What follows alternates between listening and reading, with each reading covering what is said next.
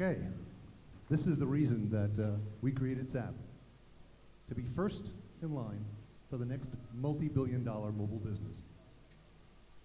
Wi-Fi, but not your Wi-Fi. We look at Wi-Fi as the GPS of the internet, with the ability to deliver any content, anywhere on the planet, location by location, to any connected customer. No apps, not even Google.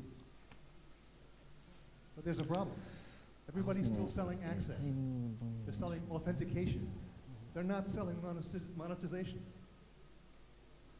Even a savvy marketing company like McDonald's, billions of users, not monetizing a single one of them with their free Wi-Fi. What's our solution? It's brilliantly simple. Create a marketing platform that's customizable to generate unlimited, continuous income for our clients and their customers, 24/7. So this is how our solution would look like for this hotel where we are right now. As you can see, we would keep the guests engaged with custom loyalty apps, sponsored relevant links like weather and currency exchange, and even targeted special offers that they can redeem instantly. This is how Zzapp targets, engages, and monetizes its on-site customers.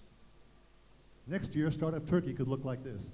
Terrific engagement, as well as extra monetization, getting sponsors to pay right on Wi-Fi. We have tested our solution on 40 sites in Croatia where Robert and I live. Great click-through rate, fabulous engagement.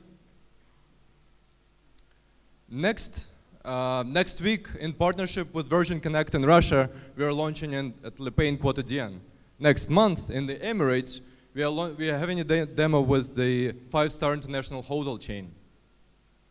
And to make sure we maximize our revenue, what we've learned a lot with these contacts is that licensing and performance-based revenue is where the big money is.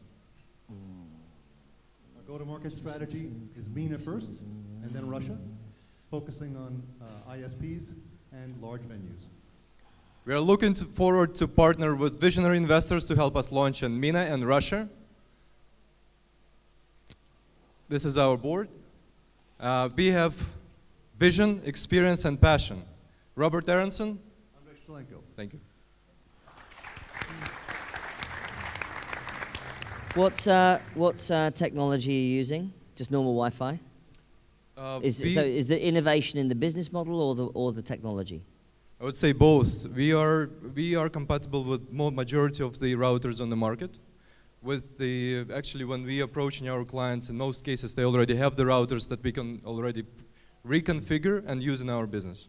So you're not selling a unique hardware device. You're No. working with existing hardware. No, Okay. it's more like a software rather than hardware. How easy is it to reconfigure this hardware device? It's an automatic script that runs like 10 seconds, and that's it. And is it, so it's an advertising play, effectively, is it? Exactly. What this is incorrect to say that Boingo is not making any money. That's absolute rubbish. No, it's not. They lost $3 million in the third quarter of 2014. Okay, they lost money, but they've got revenues. Okay, they may be losing money. Well, if they had $100 million of revenue after 20 years selling access, that's nothing. But they have losing money. They have more scale than you do right now. Absolutely, but they're not. They don't have our model or our. Not doing, It's absolutely relevant access. to your pitch, though. Excuse me? Amazon's losing money, Salesforce losing money. Absolutely. So this does exist elsewhere. I know in Ukraine it's very popular. I don't know the service, but every restaurant, every cafe has this, and it's one consistent service. What makes your service unique? What makes us unique is that our platform is uniquely customizable. In 5 or 6 minutes, you can create your own unique look and feel. You can change it instantly. You can move inventory. You can do testing in different locations. And it's quite robust with a very strong back end for lots of Right, but these are all analysis. features, right? So any big company can write all those features over the weekend. What unfair advantage do you have? Do you have some kind of IP, some kind of secret sauce? Because otherwise, if this does take off, other companies can pick this up and do this. The technology is not that difficult, right? Well, I'll let Andre answer that, but one of the reasons we're working with Virgin Connect and other ISPs is that they see what we have, they like what we have, and they're already talking about licensing it I'm not doubting that. I'm just wondering. I'm trying to pull out of you what unique secret sauce you might have that's defensible and interesting. Yeah.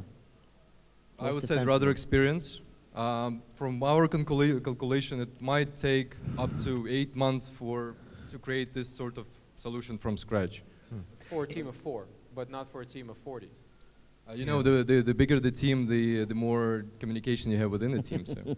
Sure. We enjoy the competition. I think the biggest competition we see, if you go online and look for Wi-Fi software, you'll see a half a dozen companies. Some of them are 6, 8, 10 years old. The largest one generates $15 million a year, and they're all doing very low SME-type mom-and-pop shops, giving them Wi-Fi hotspots. We're interested in ISPs, we're interested in hotels, we're interested in conference centers. We're upscale, large venues, captive audiences. That's what we're after. No, understood. But the other question too is, why would you go into Russia of all time right now? Yeah, that's a good question. Я говорю по-русски тоже, но... No, haven't you heard Russia's an amazing new market? Yes, it's very cheap to be in Russia. It's incredibly cheap to be in Russia right now. Yes, and it's a new hot prospect. I lived there for 10 years. Andrey was born there as Russian. We have extremely high-level contacts at ISPs and at major hotel chains there. So we connected with them quite quickly. And I think for a company of 2 or 3 people, to be able to talk to decision makers as an ISP like Virgin is just a testimony of our talent and our contacts. Or the fact that nobody else is talking to them at the moment. Oh no, they were very competitive. There was 3 people trying to get their business, and we got in. Got to pay the right guy in Russia. I'm being cynical. One of the things I think about startups is that you often have to, as the Canadians might say, skate to where the puck is going rather than where it is at the moment. And where the puck is going is 5G, and massive wireless networks that don't depend on Wi-Fi. So what do you do then? Well, I think when you're a captive audience of 3,000 or 4,000 people inside of a hotel, and you're walled off, or you're on a cruise ship, I'm not sure that 5G will be there. By that time, I'm sure we'll have wonderful scale with wonderful clients, and we'll be fine. I would also add that one of the biggest issues that the ISPs now have is actually offloading 4G, 5G traffic to Wi-Fi networks. So that's what they're actually going for. Fair enough. Good luck, guys. Thank you. Thank you.